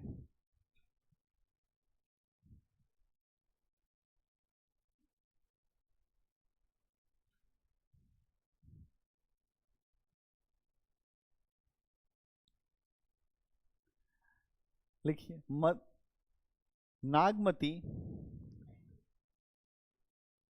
मध्यकाल की एक हिंदू नारी है। नागमती मध्यकाल की एक हिंदू नारी है,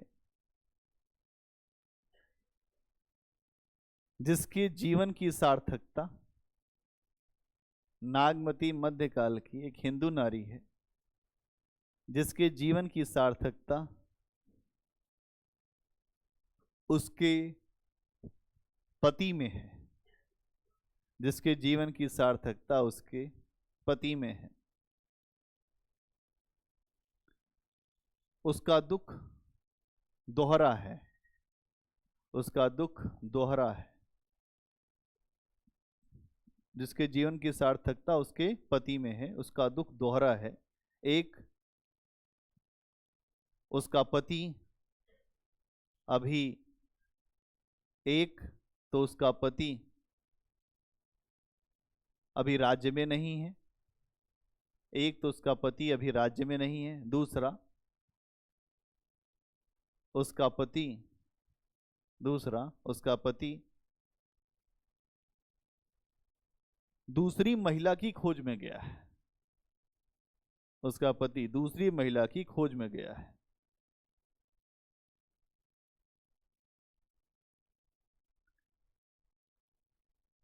ऐसे में, ऐसे में उसका विरह, ऐसे में उसका विरह भक्ति को प्राप्त कर लेता है। ऐसे में उसका विरह भक्ति को प्राप्त कर लेता है।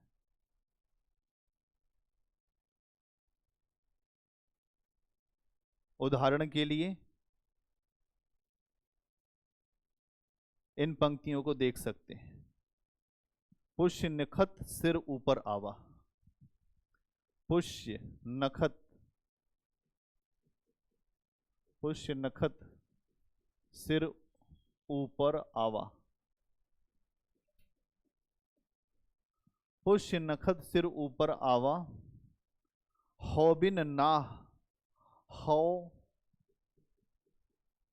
हौ बिनु नाह मंदिर को छावा, हौ बिन नाह मंदिर को छावा। पुष्य नखत सिर ऊपर आवा, हौ बिन नाह मंदिर को छावा। हौ बिन नाह मंदिर को छावा।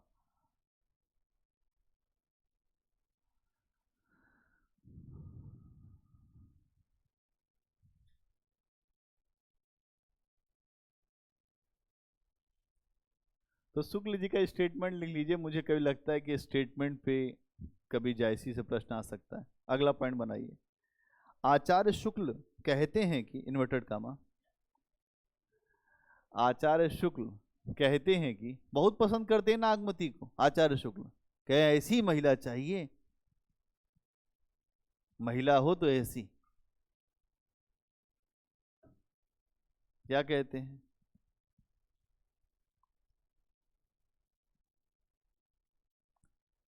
जायसी ने स्त्री जाति की, जायसी ने स्त्री जाति की, अथवा जायसी ने स्त्री जाति की, अथवा कम से कम हिंदू, कम से कम हिंदू गृहिणी, कम से कम हिंदू गृहिणी की सामान्य स्थिति के भीतर, हिंदू गृहिणी के सामान्य स्थिति के भीतर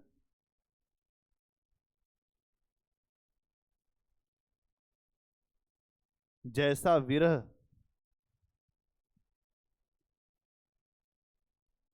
जैसा विरह का विकास दिखाया है, जैसा विरह का विकास दिखाया है, जैसा विरह का विकास दिखाया है, डैश डैश डैश विरह का विकास दिखाया है, बहुत लंबी लाइन है, डैश डैश डैश वह आशिक माशूकों का, वह आशिक माशूकों का, माशूक कैसे लिखते हैं? आशिक माशूकों का, आशिक माशूकों का निर्लज्ज प्रलाप नहीं है। निर्लज्ज, कभी रामलीला देखने जाते हो ये शब्द खूब आता है, निर्लज्ज कहीं के तुम, तुम्हें लाज नहीं आती? जब रावण जब सीता हरण करता है तो वो यही बोलती है सीता, निर्लज्ज हो तुम। हाँ, पापी, निर्लज्ज, यही सारे शब्द इस्तेमाल किए जाते हैं। तो क्या लिखा? निर्लज्ज प्रलाप नहीं है, निर्लज्ज प्रलाप नहीं है।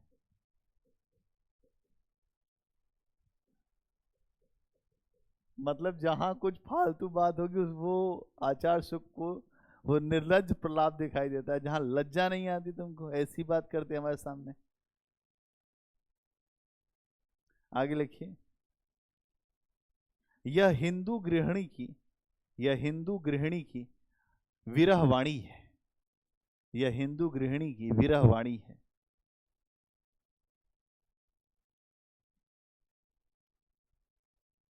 जिसमें सात्विकता है, जिसमें सात्विकता है, सात्विकता, जिसमें सात्विकता है,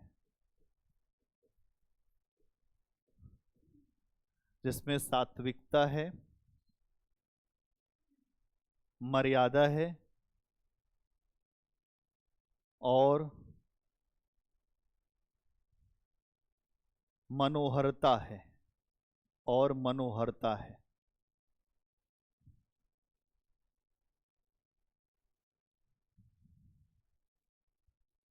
ठीक है।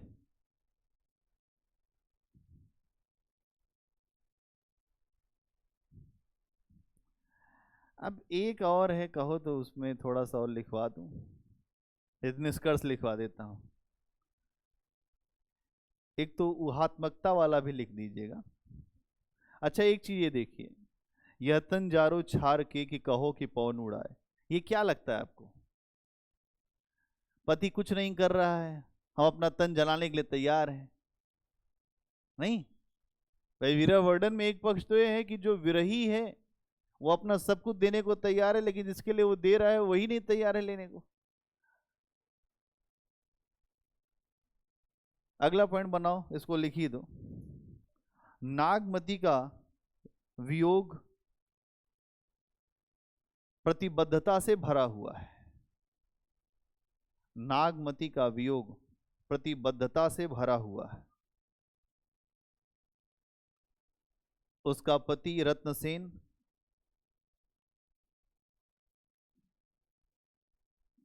दायित्वहीन हो गया है, उसका पति रत्नसेन दायित्वहीन हो गया है,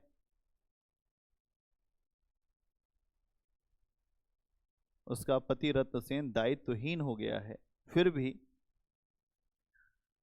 वह अपने प्रेम में दृढ़ है, फिर भी वह अपने प्रेम में दृढ़ है। उसकी अंतिम इच्छा यही है, उसकी अंतिम इच्छा यही है कि यदि पति न मिल पाए, उसकी अंतिम इच्छा यही है कि यदि पति न मिल पाए तो कम से कम इतना हो। उसकी अंतिम इच्छा यही है कि यदि पति न मिल पाए तो कम से कम इतना हो कि मेरे मरने के बाद, मेरे मरने के बाद मेरी राख, मेरे मरने के बाद मेरी राख उस रास्ते पर, उस रास्ते पर, उस रास्ते पर क्या की जाए, उस रास्ते पर जो बिछा दी जाए, उस रास्ते पर बिछा दी जाए जहां से मेरा पति आने वाला है, जहां से मेरा पति आने वाला है। मतलब एक लेवल के स्तर की ये मूर्ख है। नहीं आपको दिखाई दे रहा है? अस्तरीय मूर्ख इसको कहते हैं।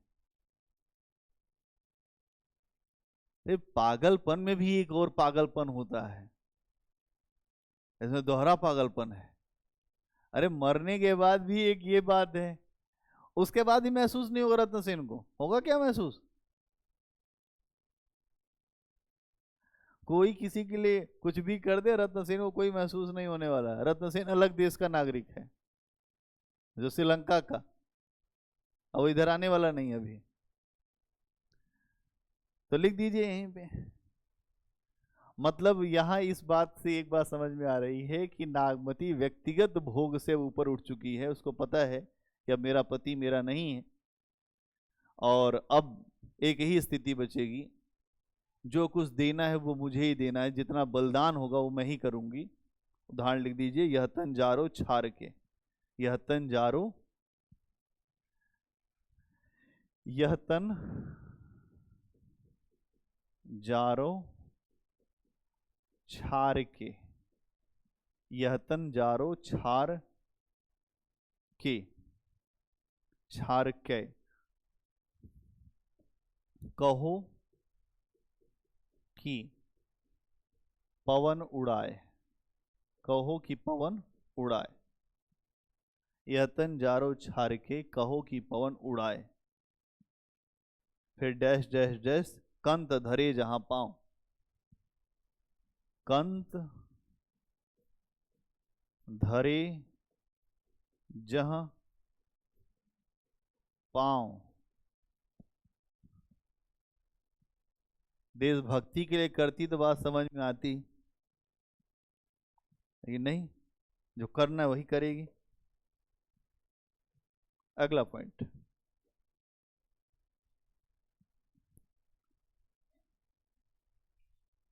नागमती के विरह वर्णन में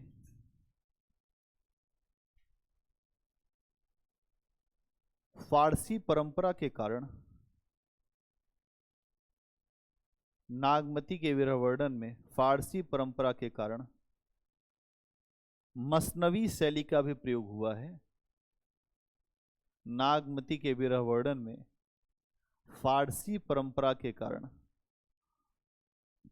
मसनवी, मसनवी शैली का प्रयोग हुआ है, मसनवी शैली का प्रयोग हुआ है, जिसके कारण कविताओं में ऊहात्मकता आ गई है, जिसके कारण कविताओं में ऊहात्मकता आ गई है, ऊहात्मकता आ गई है।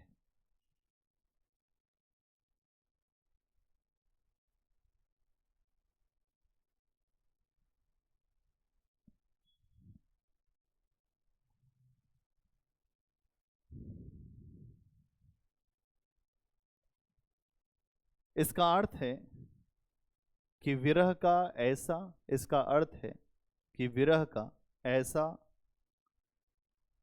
अतिशयोक्तिपूर्ण वर्णन करना, विरह का ऐसा अतिशयोक्तिपूर्ण वर्णन करना, जो असामान्य हो, जो असामान्य हो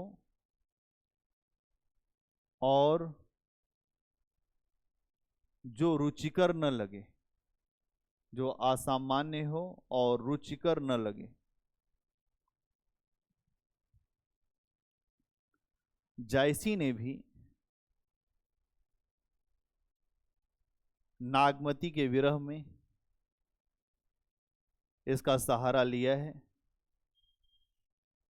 जायसी ने भी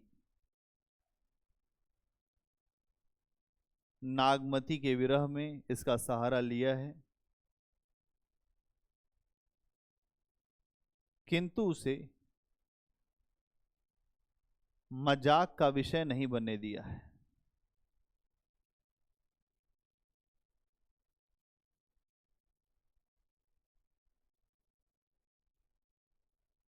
मजाक का विषय नहीं बनने दिया है। उदाहरण के लिए, दही कोयला भई कंत स्नेहा। दही जो है कोयला हो गई, तो दही कोयला भई, क्यों भाई? कंत स्नेहा।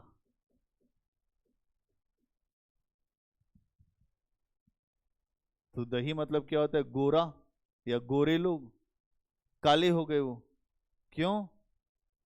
कंत के प्रेम में।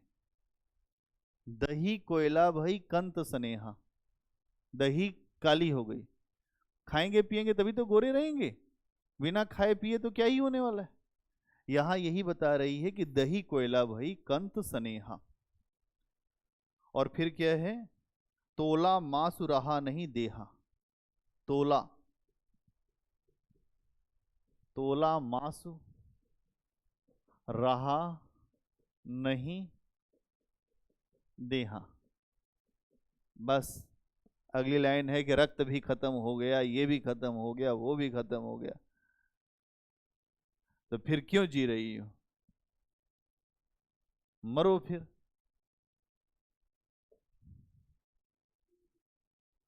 बड़ी समस्याएं हैं। हाँ, बस अब निष्कर्ष एक लिख दो।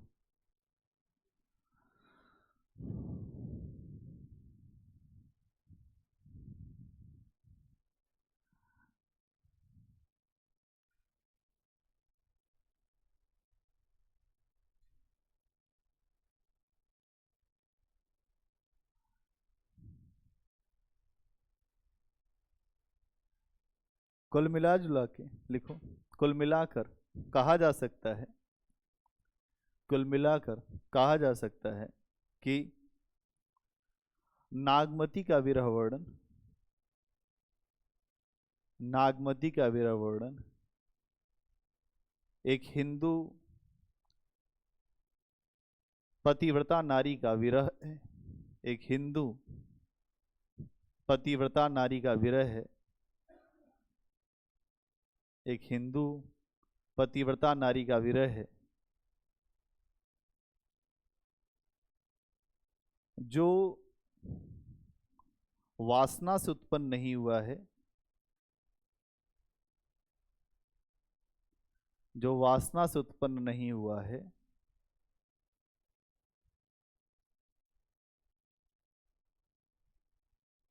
बल्कि बेचैनी से उत्पन्न हुआ है, बल्कि बेचैनी से उत्पन्न हुआ है।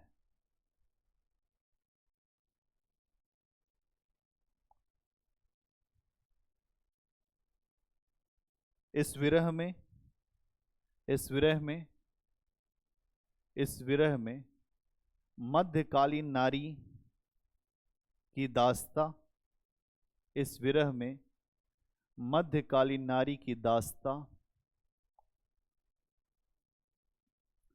और उसकी खराब स्थितियों का, दास्ता और उसकी खराब स्थितियों का सूक्ष्म वर्णन किया गया है, सूक्ष्म वर्णन किया गया है।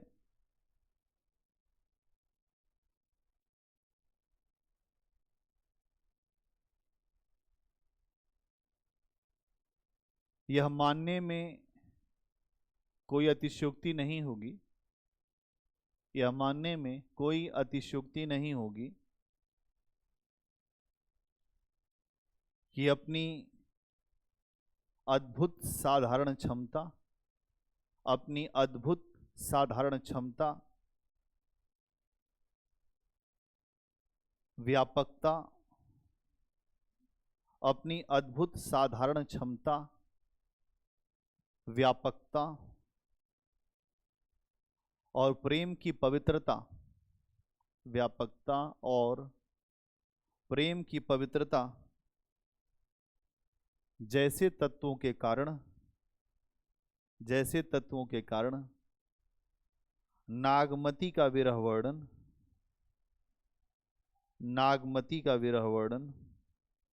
हिंदी साहित्य में एक अद्वितीय वस्तु है। नागमती का विरह वर्णन हिंदी साहित्य में एक अद्भुत वस्तु है।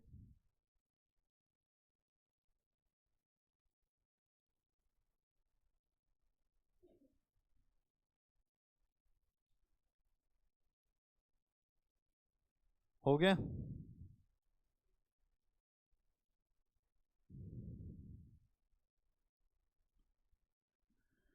चलिए, आज के लिए इतना ही। कल हम लोग बात करेंगे जायसी का रहस्यवाद।